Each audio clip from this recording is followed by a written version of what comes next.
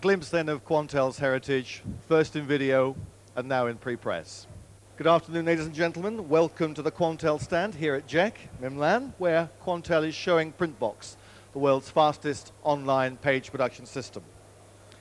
In the next 25 minutes or so, and we've started the clock, that's good, we'll be putting together two complete jobs, from scanning right through to the point where we're ready to output. The demonstration then will emulate, as far as possible, a full-scale production environment, hence the reason for all these Macintoshes and monitors that you see. In addition to the production of these two pages, Quantel is launching a complete pre-press workflow management system called Courier. And you'll see full-resolution, print-ready images integrated into the network. Two jobs then. One, a relatively simple A3, advertising country houses, just oozing with quality. And the second, a rather more complex spread called Go For It, or Sports. Now this will entail the scanning of 15 transparencies, color corrections, retouching, the production of cutouts, and the page assembly on these two Macintoshes, and all this will happen in less than 25 minutes. The equipment we will use then is laid out on the stage so that workflow is from left to right. Here then we will scan. This is the scan manager. Here is the image control center. Here is the automatic network controller. And look, no seat.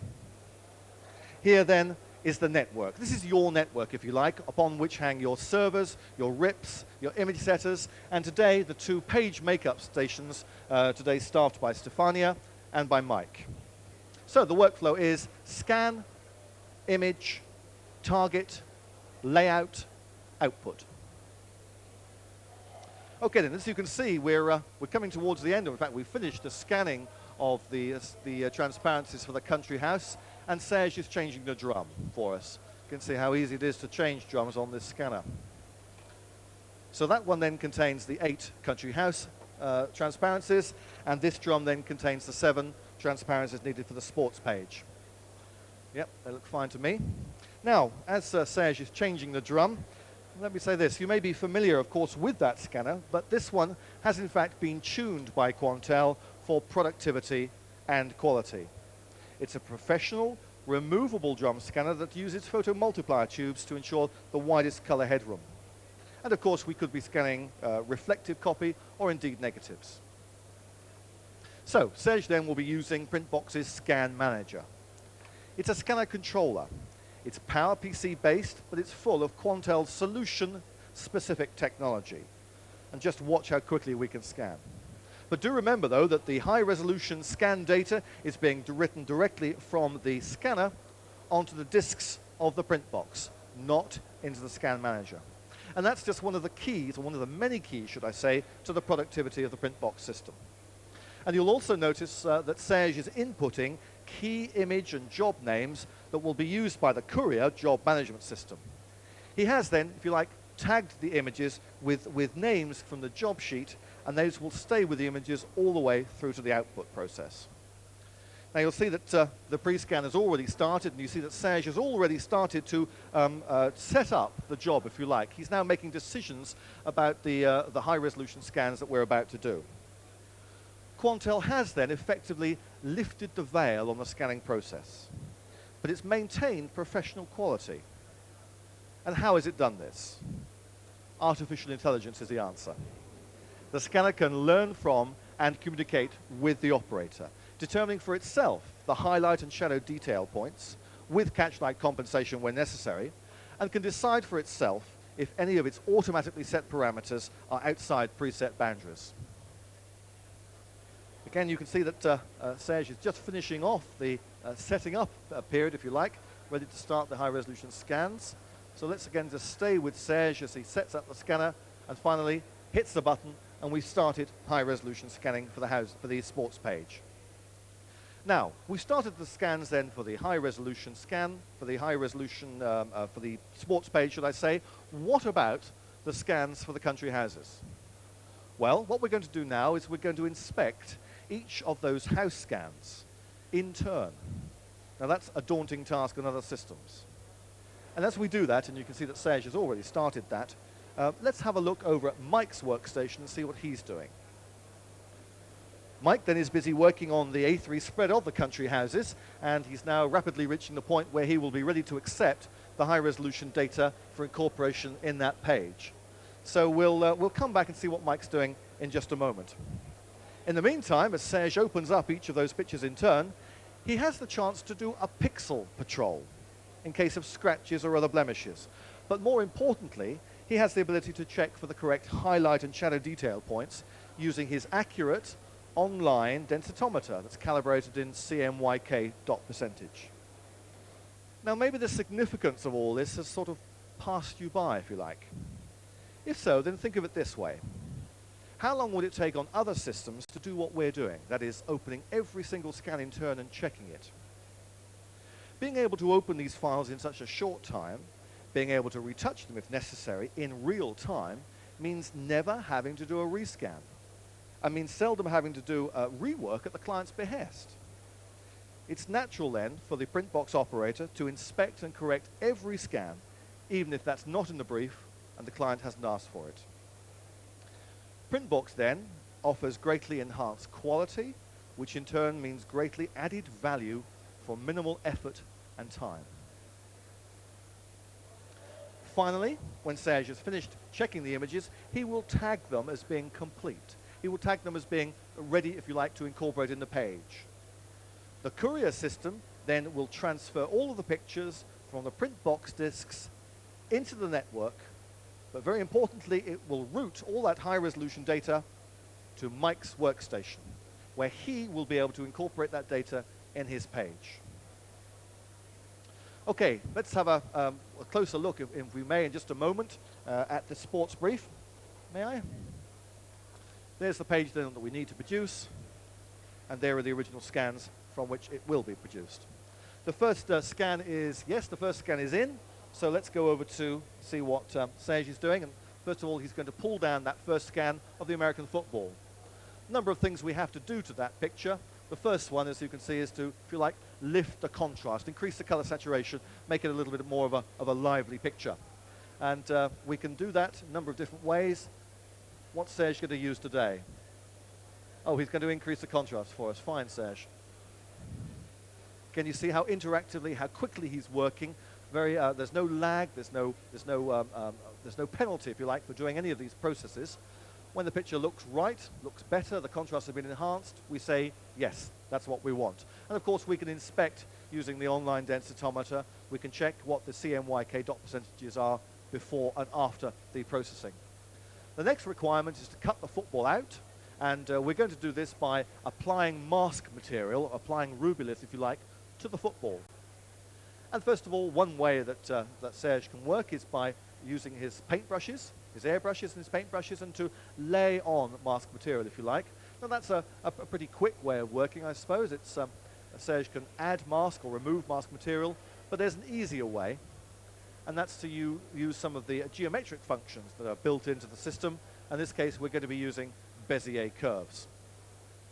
So Serge will very easily and quickly define perhaps 4 points around the outside of the football, and then he can use the tangent control to alter the radius of curvature at those key points until the outline of the Bezier curve, if you like, matches the outline of the football.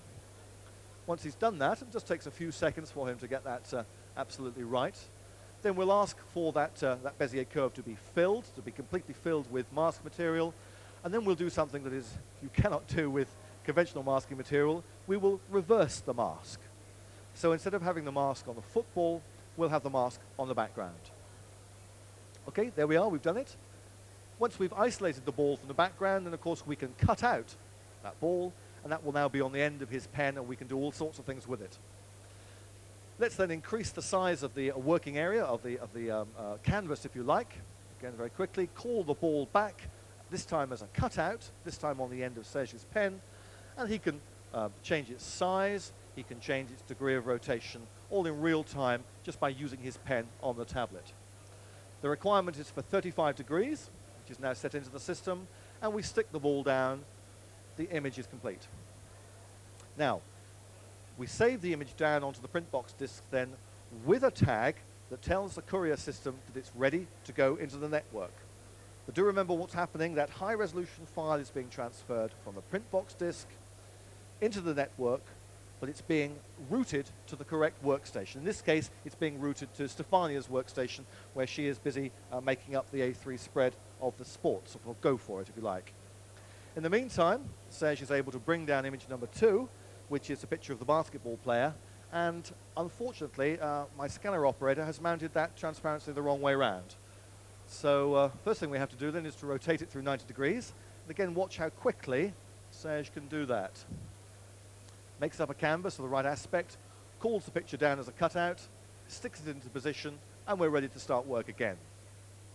Okay, over here at the workstation where Mike has been working, we see that the country house spread is finished. All 8 square-ups are into position. That page is now complete, ready to go out. Thanks very much, Mike. All right, in the meantime, Serge has rotated the basketball player, and we're now back, if you like, to the brief of the sports page. The requirement this time is to isolate the basketball player and the net from the background, and then we're going to use a runaround, a text runaround, on the A3 spread up there on the screen. Now, Serge could very carefully go in and mask out all the details of the net. He can mask out the details of the basketball player, but that would take some time. It's far quicker to use some of the automatic features within the system. This time, we're using an auto mask. We're saying to the system, find all the pixels that are blue and have a particular brightness and call them mask. This is what's happening. Serge very simply just taps down in the blue areas. We're now adding some softness. We're now rounding the edges, if you like, of the mask material, and that effectively isolates the basketball player and the net.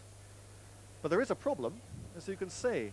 It's a backlit subject, and you can see that there's a halo around the edges of the basketball player. Now, that often happens when you're making cutouts. Let's see how simply Serge can use a choke, or a spread control, if you like, on the mask, and he can physically grow the mask to take out that halo.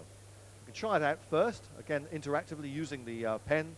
When we found the right level of spread or grow, then we'll apply it to the whole image, as you can see here.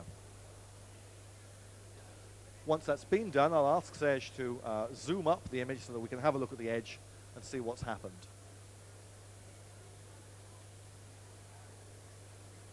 Okay, that's done. Let's zoom up an edge, if we may. Fine. No halo. Okay, that's great.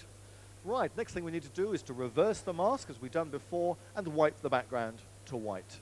So let's do that. It's done. Let's have a quick look, if we may, at the detail in the basket, if you have a moment there, Serge. Yep, okay, it's all there. Wonderful, that's great. That image is now completed.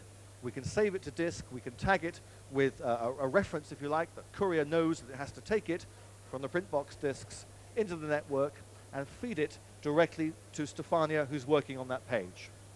Okay, in the meantime, the next image is in, and you'll see that we're on scan number 5 of the 7, and we're really moving there.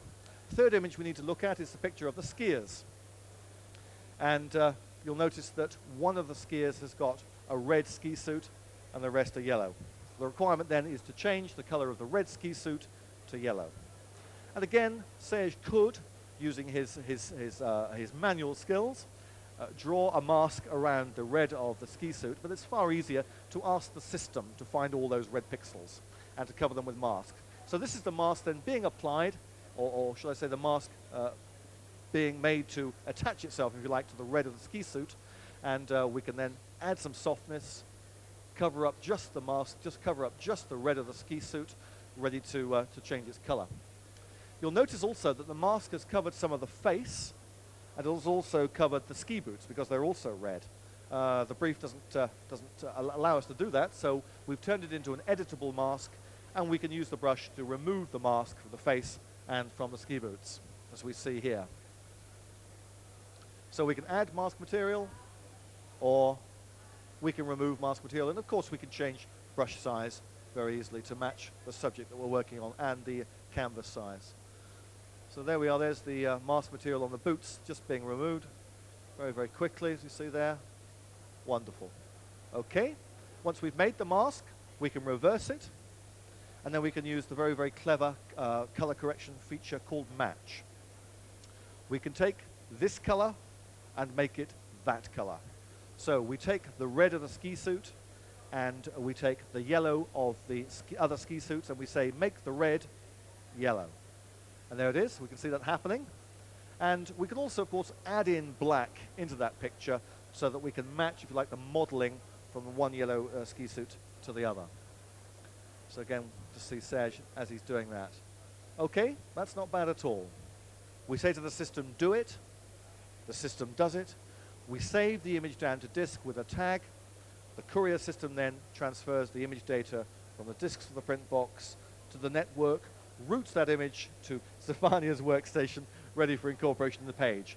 In the meantime, it's worth looking and seeing what Stefania's doing. You see that already we have the football and we have the basketball player into position, and very shortly we'll have the skiers. In the meantime, the next image is down into Serge's working area. It's the picture of the athlete's legs. Not much to do with that apart from remove any blemishes, any scratches that we may find there. Serge is using a soft-edged copy brush. He's copying one area of the screen to another. And again, it's very quick, very interactive, and is seamless retouching, if you like. Excellent. When he's happy, when he's finished, we save the image down to disk. We tag it as being complete. The image automatically comes across the network to Stefania, got it right that time, and she will incorporate it in the page. That's fine. Okay, next image we need to look at is the picture of the cyclist. And in the meantime, we're just coming towards the end of the 7 scans. Picture of the cyclist then. Interesting requirement here. We need to make the bike and the cyclist stand out from the background. And we've chosen to blur the background just to leave the cyclist looking sharp. But I have to say, again, it's not a particularly well exposed transparency. So let's take the opportunity of lifting the 3/4 tones, lifting the mid-tones, and, if you like, opening up that picture. There, that does look better already. Yep. And then we can see before and after, perhaps. No, we'll just see the done. That's fine. Okay. Now, we need to protect the cyclist, his bike, and the plane of the road. And Serge is very simply going to use a rather large airbrush and to simply airbrush mask material over the cyclist, the bike, and the road, as you can see here. Big brush, very quick, quickly covering up the bike and the cyclist. We don't have to be very precise in this particular instance because of the function that we're using. And again, Serge can work in, he can look at it with the picture there, or he can look at the mask material in high contrast. This is the black and white mask. Airbrushing in some softness there into the plane of the road. And now we'll use the blur function. And we can check out how much blur to use. Again, interactively, Serge is moving his pen up and down the tablet, trying to find, if you like, an appropriate level of blur for the picture. Once he's found that appropriate level, he will apply that to the whole picture, but of course the stencil will be protecting the cyclist, his bike, and the road. Okay, so there it is then being applied to the picture, and I'll ask Serge if he can let us have a look at the whole picture to see what an excellent job he's made of that. There, isn't that lovely? Isn't that wonderful? Wonderful plane of focus with all the rest of the picture knocked out of focus. Very good. Okay, we're running at about 17 minutes. In the meantime, Stefania has brought in the picture of the athlete's legs into the A3 spread there. And we've got 2 more images to go. In fact, thank you, Serge. The scanner has finished, and we could be loading another drum with another set of transparencies, and we could be starting another job. In the meantime, we have 2 pictures to look at now. Not very much to do to any of them. The first is the picture of the American footballers. Let's bring that into the store. Let's have a look at it. Quick look to make sure that the highlight and shadow detail points are correct and that there are no scratches or blemishes on the picture at all.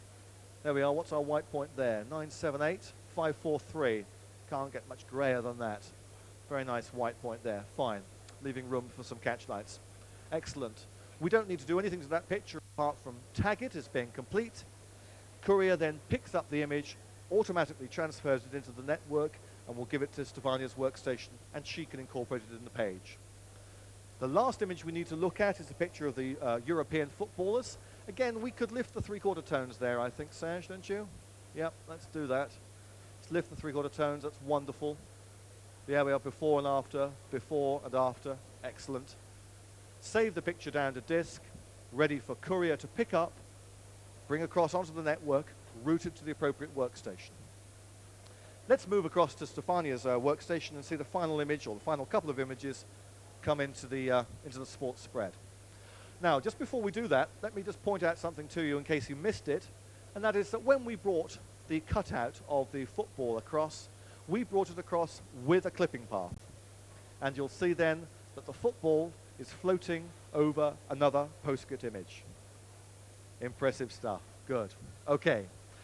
You can see the American footballer picture is in place. Let's now go and bring the last of the images in, the picture of the European footballers. And Serge, could I ask you to get ready to stop the clock for me? There is the picture. Let's move it into position. Okay, can you stop the clock, please, Serge? Wonderful.